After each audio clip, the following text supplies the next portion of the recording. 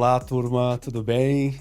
Sejam bem-vindos, bem-vindas. Obrigado demais por assistirem mais esse grande episódio no meu podcast, no Strategist Revival. Um grande orgulho estar aqui no Estúdios Fan também, fazendo essa gravação presencial com um grande amigo que eu conheci lá na Meta, uma grande pessoa, enorme profissional, que é o Diego de Oliveira. Muito bem-vindo, Di. Obrigado demais por topar participar do meu podcast, amigo. Obrigado você, Rafa. É um prazer estar aqui. Eu acompanho, tenho acompanhado o Revival já. Você já conversou com tanta gente que eu admiro, pessoas assim que são incríveis, profissionais incríveis, pessoas incríveis. Então, eu fiquei muito feliz. E feliz também para a gente relembrar um pouco, né, da nossa jornada lá trabalhando juntos. E, enfim, acho que a gente tem muito ponto em comum, então estou muito feliz. Obrigado pelo convite. Obrigado demais você, meu amigo. Uma honra ter você aqui. Conheci você na Meta, trabalhando juntos. Você lá no Creative Shop, eu lá como Creative Agents Partner. A gente conversava muito, era muito bom. Foi quando? 2018? 2018, 2018, 2018. 18, 19. Verdade. Faz Foi, tempinho. faz um tempinho e foi muito bom. E agora você palestrando pelo Brasil inteiro. Que legal, que honra ter você aqui para escutar você, porque cada episódio que eu tenho aqui eu aprendo muito. E aí vou aprender muito com o Di também. E espero que seja para vocês também tão bacana quanto é para mim estar aqui escutando pessoas incríveis como o Di. Muito especial ter você aqui, meu Obrigado. amigo. E aí, considerando tudo isso, Sim. queria te perguntar sobre a sua carreira, começando por ela. Que você contasse um pouco sobre a sua carreira, desde o ponto de partida, lá da USP até hoje. Como é que foi sua carreira? Que você passou pela área criativa, passou pela área de estratégia, de marketing. Você pode contar um pouquinho da sua carreira, amigo? Posso, super. Eu achei que você até ia começar com outra pergunta. Qual era a pergunta que você achou que eu ia Do começar? futebol. Ah, é verdade. Eu prometi essa pergunta e eu não fiz, gente. Peço desculpas aos mais apaixonados por futebol como eu, tá? Mas a pergunta é: você é palmeirense? Amigo, não. Ah, acabou, era só isso. Acabou. Vive Corinthians. Não sou palmeirense, na verdade, eu nem acompanho futebol, essa é a Que realidade. sorte a sua. Na verdade, eu fui. Só para trazer uma questão aqui interessante, eu joguei basquete durante uma boa parte da minha infância. Lá no interior de São Paulo e também quando eu estava na universidade. Então, sempre fui mais do basquete do que do futebol. Mas enfim, é o país do futebol, né? Então todo mundo, as pessoas são apaixonadas pelo futebol. Mas estou empolgado. Durante as Copas do Mundo eu sempre fico empolgado. Estou muito animado para a Copa do Mundo feminina do ano que vem, que será Nossa, aqui no Brasil. que demais. Então, não acompanho muito futebol. Não sou palmeirense, nem corintiano, nem santista, nem são paulino, nem flamenguista, mas estou empolgado para o ano que vem. Quem sabe? Quem A gente sabe? acompanha. Copa do Mundo. Grande Marta, uma ídola pra mim Vai ser desde muito tempo. E incrível. no basquete, Oscar Schmidt, que não sei se você conseguiu ver na sua época. Não consegui, Ele era sabia? demais, cara. É. Enfim, mas voltando à sua pergunta da minha carreira, nossa, Rafa, essa pergunta me remete a uma jornada particular, assim, muito interessante, porque vou até voltar um pouco antes de eu virar publicitário, né? Eu entendi que eu queria trabalhar com comunicação e estudar comunicação na minha adolescência, assim, quando eu entendi que eu sempre fui uma pessoa criativa, eu era muito conectado com artes, mas eu tinha dúvida se as artes plásticas, as artes cênicas, as artes como um todo seriam um caminho. E da minha realidade, sempre na perspectiva de que a educação e o trabalho seriam as minhas pontes de acesso, de outros acessos, eu sabia que eu precisaria pegar uma profissão, ir para uma profissão que eu pudesse ter uma renda bacana para construir meu patrimônio, ajudar meus pais, a minha família como um todo. E aí foi que eu entendi na adolescência que a comunicação e a publicidade poderia ser um caminho interessante. Então, eu confesso que foi menos sobre dom, mas foi uma forma muito estratégica também de tentar aliar o que eu era apaixonado com o poder ter uma visão de uma profissão próspera, né, isso em 2000, antes, né, no começo dos anos 2000. Então, foi muito sobre essa perspectiva. Mas meu primeiro trabalho Foi no supermercado, numa rede de supermercados. Eu trabalhei como cartazista de supermercado. Não sei se você lembra aqueles cartazes, Sim. feijão, o quilo e, Ó, né, quanto custa. se tá com Então foi a minha desconto. primeira o meu primeiro emprego mesmo de carteira assinada, e trabalhava ali dando suporte num supermercado do interior, sou de Americana, e e para mim foi muito bom, assim, entender primeiro que foi importante para mim, eu tinha 17 anos, foi a forma que eu consegui também ter uma renda para poder investir num cursinho, porque eu tinha e precisava, não só queria, mas eu precisava também, ir para uma escola, uma universidade pública, em relação a poder financiar mesmo, eu não tinha possibilidade na época, minha família também não. Então, para mim foi uma forma também de conseguir uma grana para poder fazer cursinho, então também esse emprego, para mim, ele me deu uma grande noção sobre, sobre perspectiva de trabalho, sobre o que eu queria, o que eu não queria, como eu aprendi a me relacionar ali também, com o trabalho e com a potência da função em si, e valorizar o trabalho em si.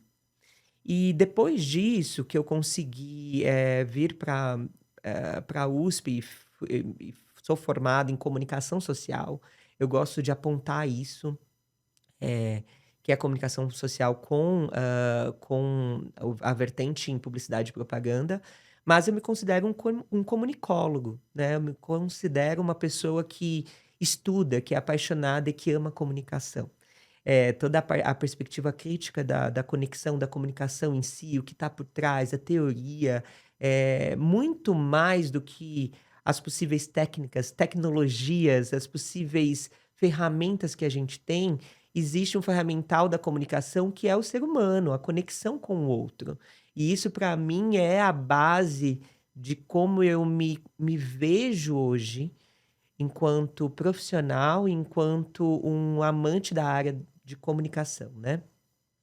Mas, comecei ali trabalhar na agência júnior da faculdade, que para mim foi muito importante também, entender quais essas possibilidades que existiam enquanto um estudante que queria estagiar, que poderia aprender com aquele sistema.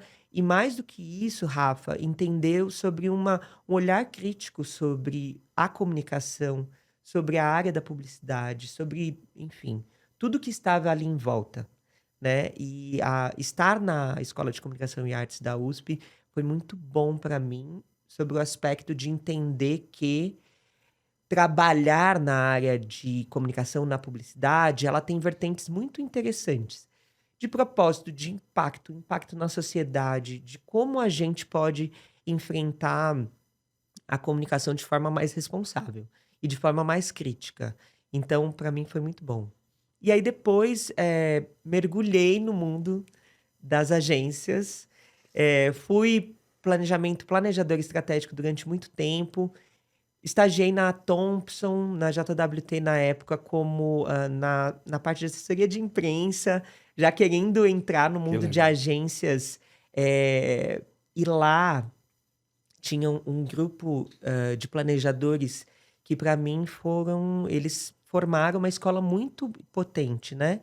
Ken Fujioka, Daniel Quem de Fujioka, Tomaso, DDT. enfim, eu vou esquecer vários nomes, mas muitas, diretoras planejadoras, Rita Almeida, mas nessa época eu queria muito poder ter a possibilidade de trabalhar ali, de estagiar com a escola ali de planejadores que tinha na Thompson, mas infelizmente não rolou, e eu fui para uma agência digital muito pequena, e que chamava Fescob, e que foi muito importante para mim.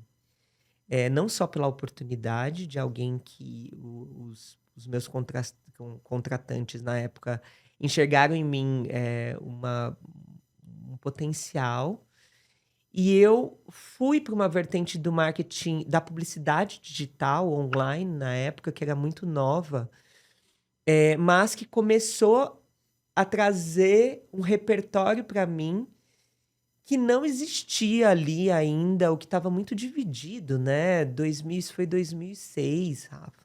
2006, né? A publicidade digital, mais a publicidade tradicional, offline, online, tinha tudo isso que hoje a gente, né, enfim, Full service. exatamente, full service.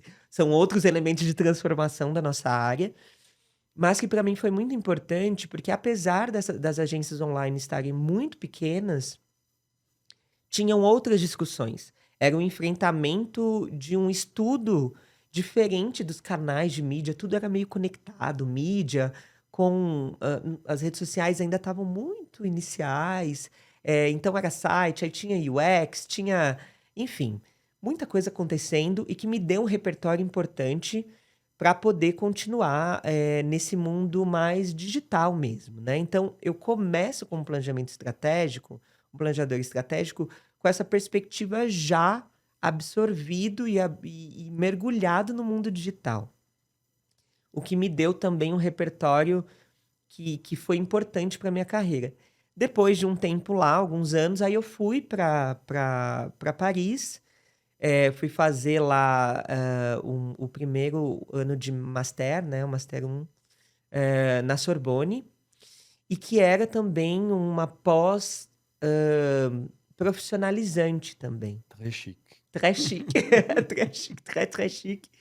E que eu tive a oportunidade também de trabalhar no planejamento da DDB Paris, e que foi um repertório muito legal. Trabalhei com marcas lá. Volto para cá, para o Brasil, também muito pensando num desenvolvimento de carreira em outros acessos, né? Então, esse um ano para mim em Paris foi muito importante, não só da parte cultural, educacional, do que eu pude entender lá. Eu fui, né, por essa conexão com a própria USP, mas a experiência com a DDB fez com que eu tivesse outro repertório e voltei para cá. Fui contratado pela Soho Square na época, que depois virou Grey, e assim vai. E aí passei mais uns anos na Grey. Fui para... trabalhando ainda, né? Aí a Grey se juntou com a Possible na época. E aí, enfim, mais repertório. Então foi uma jornada de agência durante muito tempo. Grey São Paulo. Fui para o Rio de Janeiro. Assumi o planejamento da Grey lá no Rio. E aí fui para o lado do cliente, Rafa. Virou a chavinha do lado do cliente. E aí eu fui para a Coca-Cola no final de 2013. Entrei lá como num pilar responsável pelas estratégias digitais de Coca-Cola na Copa do Mundo. E depois tive a oportunidade de abrir uma outra vaga e tive a oportunidade de assumir algumas marcas lá na área que a gente chamava Integrated Marketing Communications da Coca-Cola. Então, trabalhei quase 4 anos, mais ou menos, responsável por algumas marcas da Coca, tanto de sabores quanto de marcas de produtos que são still, né, que eles chamam, sucos, águas e chás. E depois vim para a Meta no começo de 2018, Yes. no qual encontrei você, maravilhoso. Incrível. Acho que você entrou depois de mim até, não? Eu entrei em maio. Em maio, né? Eu entrei no Creative Shop da Meta. Lá, estrategista criativo, depois estrategista regional para Creative Shop. Fui para a área global também de Creative Shop. E queria muito voltar, depois de ter tido essa experiência de trabalhar na Coca-Cola, liderando a comunicação de marcas. Eu queria muito voltar a trabalhar com marcas. As marcas da Meta são marcas muito apaixonantes e marcas poderosas no Brasil. E eu queria muito, muito, muito voltar. E aí, em 2021, eu faço essa volta e viro cliente dentro da Meta. Então, assumo Facebook, depois Meta, e agora estou liderando o WhatsApp aí, a marca WhatsApp na América Latina desde 2024. Então, muito feliz, assim, e também ter tido essa experiência, Rafa, de agência, depois cliente, depois Creative Shop é uma consultoria criativa, né? Me deu também um repertório interessante de uma visão estratégica mais ampla. Não só da área de planejamento, mas também da área, o estrategista criativo, um estrategista de mídia, um estrategista de negócio, um estrategista de ponto de contato. Eu tenho mergulhado muito na estratégia B2B desde o ano passado também, e tenho aprendido muito. Então, acho que eu sinto que uma jornada interessante, assim, com alguns capítulos que eu tenho muito orgulho também, não só do, de quem eu fui me construindo durante essa jornada, mas das pessoas que eu encontrei, que foram muitas pessoas generosas, muitas pessoas abertas a trocar. Então eu acredito que o meu viés de ter um olhar muito curioso, muito de tentar absorver através das conversas, das conexões, me fizeram quem eu sou hoje e vão fazer quem eu serei no futuro, né. Eu acho que eu sou resultado não só, do que de quem eu nasci para ser, mas dos encontros que eu tive, durante esse tempo todo. E do trabalho que você E do fez trabalho também. nesses encontros antes deles, depois deles, durante eles, de Exato. jornada linda, incrível, de muita evolução, de muitas experiências, melhor faculdade de todas do Brasil, vai para a melhor faculdade da França, aprende mais lá, na USP também, foi na agência da USP, trabalhou muito, experiências como estrategista incríveis, Sim. aí trabalhou com marcas que têm pouco interesse de consumidor, né? Coca-Cola tem pouco Exato. interesse, quase não é comprado. WhatsApp ninguém usa durante o dia, né? Aliás, preciso até Não. ver se alguém me mandou mensagem. Cara, parabéns demais pela jornada. E Obrigada. agora no marketing do WhatsApp, bem bacana também. E, cara, eu tenho uma honra de verdade de ser teu amigo, cara, porque sua jornada é admirável. Parabéns demais por isso. E eu acho que tem um ponto, né, Rafa, que eu sempre falo, que é o estudo, assim. O estudo, ele é muito libertador, né. Eu sou filho do ensino público. E isso, para mim, entender a importância do acesso e de oferecer um estudo, de qualidade para as pessoas é o que realmente abre portas e possibilita acessos no futuro. Então, eu acho que poder ter o privilégio de estudar, de ter esse espaço, de encontrar professores, pessoas nessa jornada do estudo, para mim é extremamente importante. Eu acho que o trabalho, ele é uma consequência e uma porta aberta de do estudo. Acho que para mim o estudo é, enfim, libertador mesmo, como já se falado, né, pelo Paulo Freire e todos muitos outros estudiosos. Então, para mim, eu gosto muito de trazer isso. Acho que eu sou um estudioso também, acima de tudo. Muito bem. E a ideia do podcast é um pouco isso também, né? Da gente passar um pouco desse conhecimento incrível que a gente pega com as conexões com os meus amigos aqui, em respeito à educação de uma forma super leve, porque eu aprendo muito em cada papo. E no primeiro deles que eu fiz, que era não gravado, com a Estela, eu falei, Estela Pirani, falei, poxa, será que a gente não pode gravar? Porque eu achei tão bom que acho que as pessoas vão gostar, os estrategistas especialmente. Ela falou, vamos. Aí a gente gravou e foi o primeiro. Já Muito tem bom. mais de 70, 5 continentes, mais de 13 países. Tenho muito orgulho Que disso. história, né? Gosto demais do podcast. E falando nele, você comentou sobre Ken Fujioka, Rita Almeida, Daniel de Tomaso. Ken Fujioka, Rita Almeida já entrevistados aqui. E o Daniel de Tomaso já marcado o papo com ele também, para a gente ter ele aqui no Strategist Revival, no portfólio do Strategist Revival, que é Uau. muito legal.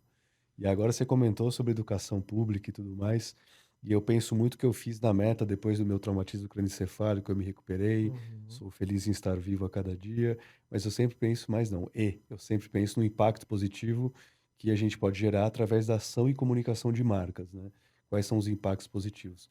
Começa lá na diversidade, equidade e inclusão, mas também nas ações de marca e de contar o que se está fazendo, não só fazer o que está falando, mas contar o que está fazendo. Então, começar Total. a fazer coisas e começar a contar. Que aí tem marcas que fazem isso muito bem, como Natura, Boticário faz bem na diversidade, equidade e inclusão também. E queria saber de você, como é que você enxerga isso, sabe? Das marcas trazerem impacto positivo na comunicação, mas não só na comunicação, nas ações das marcas também. A gente tem espaço para isso? Porque 30 anos atrás, propaganda de carro era só homem dirigindo Uhum. e mulher na cozinha. E as pessoas sempre magras, altas, cabelo liso. Enfim, tem muita coisa de estereótipo que Total. estão sendo quebrados. Ainda tem muitos estereótipos a quebrar, mas a ausência de LGBTQI+, nos anúncios, na minha época de meta era menos de 1% até 2022, menos de 1% de pessoas com deficiência física também, pessoas negras enxergando pouca representatividade nos anúncios, estava só presente, parecia um checklist, né? Tem, não tem? Tem, check. E aí a pessoa não se sente representada. Enfim, o que que você acha da diversidade, equidade e inclusão nos anúncios e das ações das marcas para gerar esse impacto positivo na sociedade e no meio ambiente? E nossa, muito bom essa pergunta incrível e o histórico que você traz. Primeiro, eu acho que a gente refletir que o papel da publicidade, na minha visão, além de gerar impacto de negócio, seja qual o desafio for, tem um aspecto cultural, tem uma responsabilidade cultural muito importante, né? Eu acho que a gente, historicamente, a partir da comunicação, conseguiu construir identificações, conseguiu construir, conexões, conseguiu trazer mensagens importantes sobre saúde, sobre, enfim, sobre muitas coisas, desde do histórico mesmo brasileiro, das propagandas e das campanhas que a gente vê, da publicidade que a gente já viu, na nossa época, da minha época, né, a partir dos anos 80. A publicidade, ela sempre teve esse aspecto de poder representar a sociedade, de poder contar alguma história e poder conectar. Eh, e a sociedade em transformação, a sociedade que é orgânica enquanto estrutura social, se a publicidade ela não consegue acompanhar essas transformações, ela não consegue se conectar e não consegue gerar empatia, né? Eu acredito que existe hoje o poder que a publicidade tem em relação ao dinheiro que tem envolvido, em relação ao tanto que tem na vida das pessoas e a gente eh exposto à publicidade o tempo todo, seja no online, seja na TV, seja no rádio e tudo mais, eu acredito que existe um papel muito importante e essencial, não só da publicidade em si, do que é a mensagem que está sendo transmitida, mas de como as marcas se colocam enquanto estrutura, enquanto posicionamento, enquanto visão de mundo, né? Eu li um artigo, essa semana ou semana passada, do próprio Ken, que ele, comentou sobre as não escolhas, né. Muitas vezes você tem os valores, você tem os posicionamentos das marcas, mas e o que a marca não seria? Então também isso, fazer a renunciar a alguns posicionamentos é importante para que você consiga se posicionar fortemente, né. E o impacto social, o impacto ambiental, o impacto, de posicionamento em muitas áreas, é uma escolha que também exige algumas renúncias, né.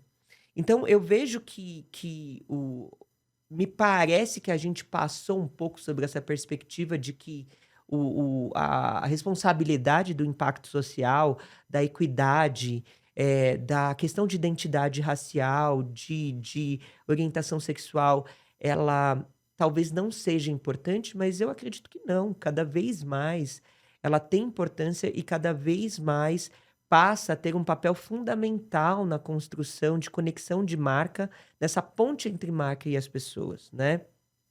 A Gabi Rodrigues, fez um estudo muito legal, eh sobre os cases que ganharam Cannes neste ano, e ela mostra que, né, ela traz a porcentagem de que a maioria dos Cannes dos cases premiados, eles são baseados em impacto. Impacto social ou ambiental, enfim, algum impacto. Eu achei isso muito interessante, porque parecia que não, né, parecia que a gente passou por uma levada e que deu um gap, um vale ali, e de que a publicidade de impacto de responsabilidade social ambiental não existia, e acredito que não, existe, tem que existir, mas eu acho que cada vez mais exige autenticidade e coragem das marcas de se posicionar nesse lugar. Da responsabilidade de trazer representatividade na frente, de representação, de trazer representação na frente da câmera, representatividade atrás da câmera, de poder fazer escolhas intencionais de quem tá trabalhando para os projetos, quem está envolvido, quais são as histórias que a gente vai contar. E as histórias que a gente vai contar, elas não pertencem a um grupo apenas. Não pertencem a um grupo dito maioria. Se a gente for discutir a questão de representatividade racial, dito a maioria, e que não é. Então, ou talvez a gente falar sobre o grupo LGBTQIAPN+, e sobre as histórias e as não dores, mas também as vitórias que esse grupo tem. Então, onde estão, né, esses espaços da comunicação, de trazer a responsabilidade e seu posicionamento? Mas isso não basta apenas estar na comunicação e na campanha escolhida. A marca, os profissionais que estão por trás e representam e fazem as escolhas, eles têm que ser conscientes o suficiente, entender sobre o impacto de negócio que essas comunidades, e digo comunidades de agrupamentos de pessoas, quaisquer que sejam, qual é o impacto que se tem de negócio de se conectar com todas essas pessoas, esses grupos ou os grupos que você desejar ter conexão, e como se posicionar. E que é uma escolha que também exige, muitas vezes, abrir mão de outras. Então, eu acredito que essa coragem, essa coragem, ela é uma coragem também de saber que a história, ela pode ser contada de uma forma diferente do que se espera. Eu acho que cada vez mais a gente pode cair num lugar de pasteurizar não só posicionamento, mas soluções, as soluções criativas. E eu acho que quando a gente pensa no ser humano e no todo o potencial e toda a complexidade que é se comunicar com o outro, que é o gerar empatia com o outro, que é o trazer o outro para a sua conversa, a gente tem que ser cada vez menos pasteurizado. E nisso eu acredito também, possivelmente a gente vai falar um pouco sobre a questão da tecnologia e inteligência artificial, que a, a, a, a perspectiva de ter uma tecnologia, uma ferramenta tão potente hoje, que nos ajuda e nos dá velocidade, nos dá escala, nos abre possibilidades, ela não vai ser capaz o suficiente de poder trazer o especial, a conexão empática. Seja em criatividade, seja o além do resultado pasteurizado e comum. Ou, podemos assim dizer, o ordinário. Eu acho que o extraordinário está justamente no que é o diferente, no que o humano pode trazer. E o humano, nisso que eu falo, não é só de output, não. É no que o humano pode trazer de input também. De repertório, de vivência, de conexão com o outro. Disso que a gente está fazendo aqui. Né? Essa conexão que a gente está tendo vai levar a gente para um lugar muito extraordinário de sinapses e conexões que vão certamente fazer com que a gente saia daqui diferente, né? E eu vejo que hoje a questão do posicionamento da responsabilidade das marcas em relação ao impacto tá nisso, de entender que as histórias elas são sobre os humanos em si.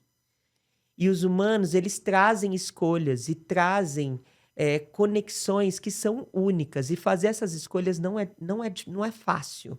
Exige coragem, mas também o resultado é muito interessante quando a gente fala de impacto de negócio. Meu amigo, você falou em comunicação social, comunicólogo, você dar a resposta, olha só a narrativa que você tem, como você constrói, a maneira que você fala, além do conteúdo, claro, mas a maneira como você posiciona as palavras e fala e narra a oratória Falo é demais às incrível. vezes. Você fala demais, Me mas é bom, corta, bom pra caramba. me E corta. aí eu peço perdão, porque eu falei, porque o case tem a menos de 1% de LGBT, eu não falei QIPAN+. Não, tá tudo certo. Va- Acho que a comunidade LGBT+, acho que tá Tá tá bom. tá tá suficiente.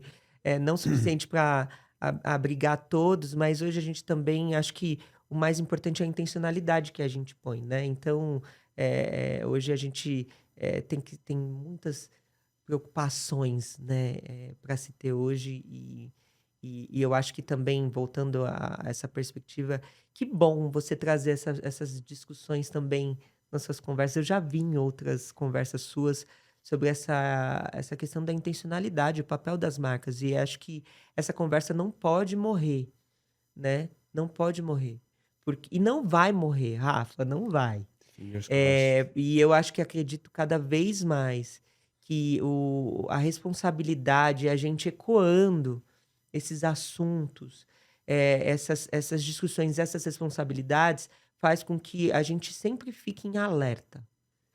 E esse alerta também ele é estratégico.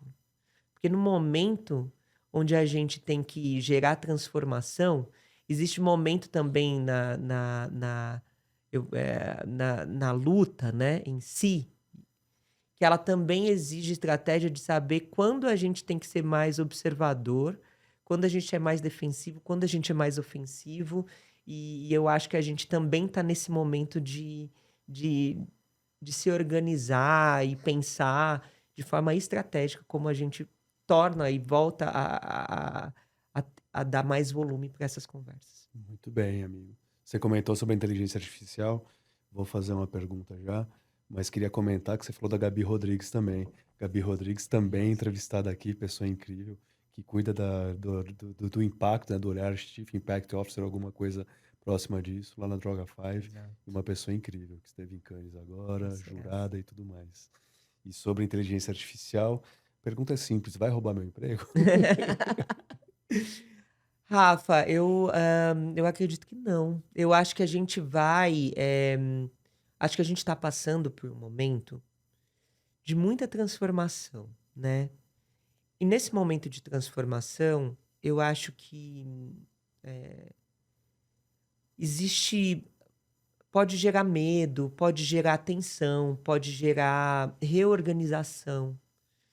Eu acho que eu acho que o que a IA tá roubando da gente hoje, na verdade, é um pouco da nossa paz e nos deixar um pouco ansiosos, né. Mas eu acho também que tem um ponto que a gente precisa enfrentar esse momento de transformação como uma uma oportunidade da gente se repensar enquanto profissional. Isso eu estou falando no campo de nós privilegiados, né. A gente se repensar enquanto profissional é também a gente tentar entender como que a gente usa essa ferramenta. É uma ferramenta, é uma linguagem que cada vez mais está fazendo e facilitando muito o trabalho e tá nos dando a possibilidade de ter algumas velocidades, de elevar alguns pensamentos nossos, mas a gente não pode esquecer de voltar para a nossa parte intelectual, de que isso não vai substituir. E uma coisa não é conflitante à outra, né. E a gente vê isso quando a gente usa cada vez mais as ferramentas, que existe uma velocidade de leitura de informação que a gente não terá, e não terá jamais. Mas a possibilidade de compreender e de interpretar esse tipo de informação vem do nosso repertório, do nosso exercício crítico sobre o que aquela informação, aquele output pode trazer. Mas eu acho que existe uma questão muito forte hoje, que são as narrativas em torno da inteligência artificial. Essa narrativa da complexidade, do do do do hipercoding, de construção de agentes mega complexos. Eu acho que são narrativas que para a população como um todo, ela vem para se construir um afastamento e gerar cada vez mais exclusão. Exclusão de que não é para todo mundo. Exclusão de que quem só tem um celular mais de baixa potência, o que só tem o WhatsApp, o Instagram ali, não pode usar. Ou de que talvez não esteja usando correto, ou na sua potência, e talvez você não precise mesmo usar. Então, assim, eu acho que vem uma narrativa construída de uma forma tão sofisticada que faz com que as pessoas acreditem que a inteligência artificial é algo que está lá, que vai roubar nosso emprego, que vai nos substituir, que é muito complexo, que é muito difícil de usar, que só quem tem o Premium Plus de uma assinatura vai conseguir utilizar na sua maior potência. E talvez para o seu dia a dia você não precise do Premium Plus. Você precisa ali de uma ferramenta que esteja te ajudando, que te facilite no dia a dia. E eu acho que tá aí o perigo. É o perigo da gente entrar nessa questão do mito da inteligência artificial, ser um grande bicho-papão, um grande ferramental que vai vir para substituir a gente e que a gente, daqui a pouco, será nada. Não. O ser humano é essencialmente a estrutura da nossa sociedade intelectual, da nossa sociedade educacional, da nossa sociedade de força de trabalho e tudo mais. Eu acho que quebrando essa narrativa e entendendo vai fazer com que toda e qualquer pessoa comece a se apropriar da ferramenta e fale, sim, eu consigo usar. Minha mãe, né, hoje, uma senhora de 65 anos, com baixa escolaridade, ela usa a inteligência artificial de forma rápida para responder as dúvidas que ela tem, para ajudar ela a fazer roteiro de viagem, a dúvidas de coisas simples do trabalho dela. Ela é manicure e podóloga e ela assim, quais os materiais, quanto de material eu preciso? De forma muito simples.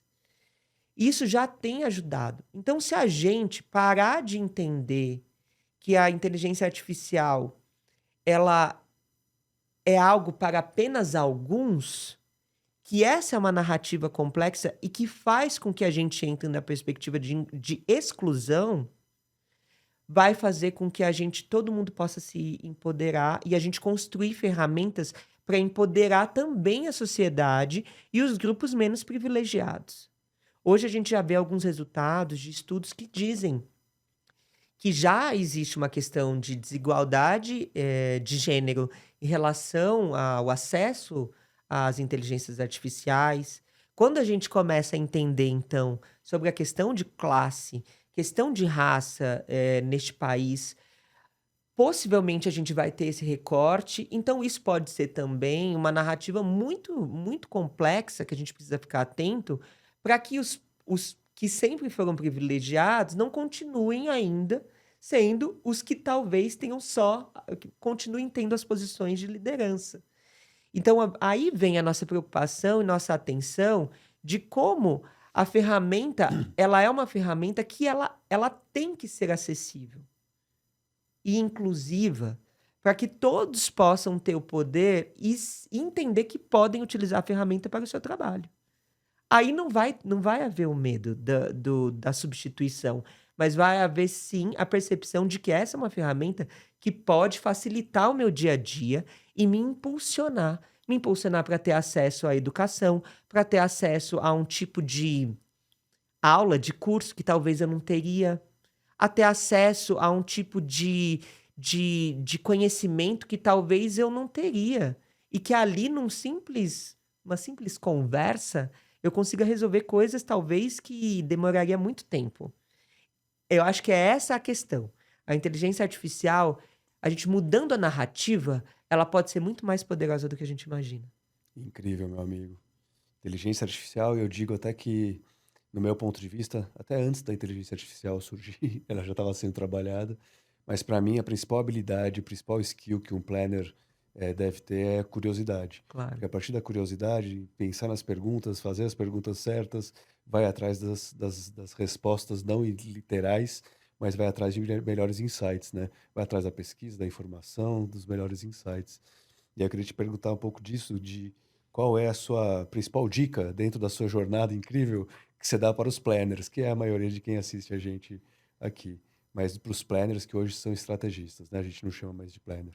Mas Nossa, mudou muito, né, qual- Rafa? Meu Deus. mudou. Quando eu fui para London já não tinha mais, não era mais planner, era strategist. Strategist. Você gosta mais? Strategist? Eu prefiro, É. meu, porque é mais chique. Chique.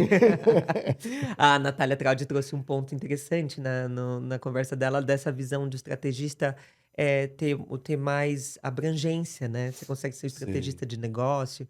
Achei muito bom. Eu me inspiro muito nas conversas que você tem com as pessoas, enfim, obrigado profissionais demais, que amigo. eu admiro demais, assim.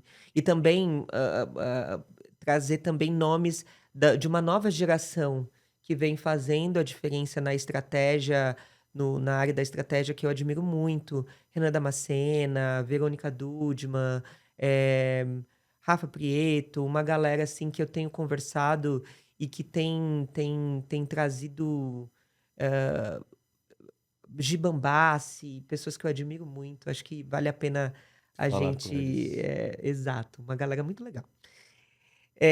Enfim, minha dica para os estrategistas, Rafa, a minha dica é a gente não se desconectar das vivências mesmo.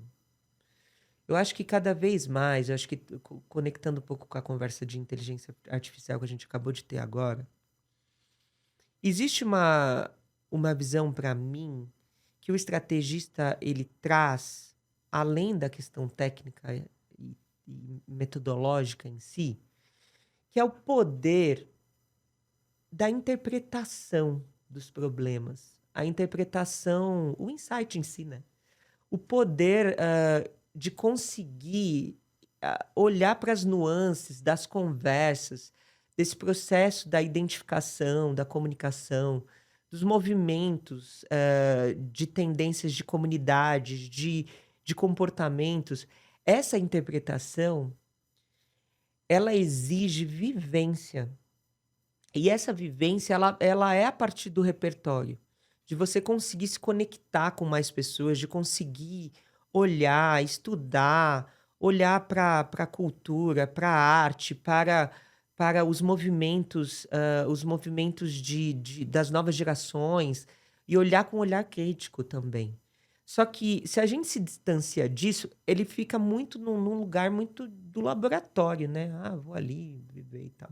Então, eu acredito que a expansão do repertório da vivência para o estrategista é a maior ferramenta, é o maior poder que ele pode ter. De conseguir construir essas sinapses de forma mais rápida e de forma diferente.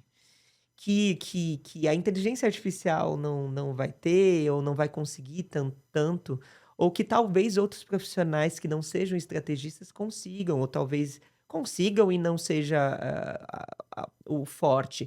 Eu acredito que essa vivência, esse repertório de poder interpretar os comportamentos de forma mais complexa e de forma diferente, mais as metodologias e o ferramental tecnológico, cara, isso transforma pode transformar esse profissional num profissional muito completo e com muito valor. Eu falando também aqui do lado do cliente, do lado do marketing, para mim as discussões com os estrategistas, quando eles vêm com o repertório e conseguem trazer para mim elementos que impactam na minha visão do negócio, de como eu posso transformar o meu desafio de negócio, ou a hipótese que eu tenho, é o mais incrível. E é o que me alimenta nas conversas com as agências também, em todas as áreas, é muito incrível, mas eu como um planejador de essência, estrategista de essência, me gera muito essa conexão de ver uma interpretação do comportamento do que eu estou trazendo de forma única. E para mim, novas interpretações vêm de sinapses diferentes, essas sinapses elas são construídas num exercício intelectual e exercício de vivência. Aproveitem muito bem essa dica, porque eu vou aproveitar, porque é incrível. Para variar um pouco, Meu amigo, obrigado Foi demais por topar. rápido. Foi rápido pra caramba, Foi né? rápido. Deu o quê? Só Falei 45 muito. minutos? Olha só, redondo. Redondo. Não, obrigado demais. Bom demais te escutar, como sempre. Agora, um reencontro que fazia tempo que eu não te via também. Te Total. ouvir, trocar ideias. E para quem curtiu, pode apertar o botão Toda- aí. Pode compartilhar também, que a gente gosta. Escrever comentários, super bem-vindos também. E parabéns, parabéns pelo trabalho, pelo projeto. Te admiro muito enquanto profissional, enquanto pessoa. Acho que essas conversas que você tem provocado tem feito com que as pessoas que amam estratégia, ou que vêm, ou que estão começando, enfim, que pensam talvez em começar ou se desenvolver, olhem diferentes perspectivas também, né? Então, eu acho que é legal a gente poder aprofundar através dessas conexões, se aprofundar no trabalho do estrategista, menos sobre a metodologia, mas sobre essas vivências, né? Então, acho que conecta um pouco o que eu falei agora. Então, parabéns, que bom. É um respiro, foi um respiro para mim estar aqui com você, Para mim também, meu conversando. amigo. Obrigado, de Obrigado coração. demais. Abraço muito forte, brigadão. Obrigado. E é isso, turma. Obrigado demais e nos vemos nos próximos. Entre eles o Daniel de Tomaso, que ele comentou aqui, além da Rita Almeida, do Ken Fujuelka, da Gabi Rodrigues, que vocês podem ver se vocês não viram ainda, que eu também super recomendo. Beijo grande.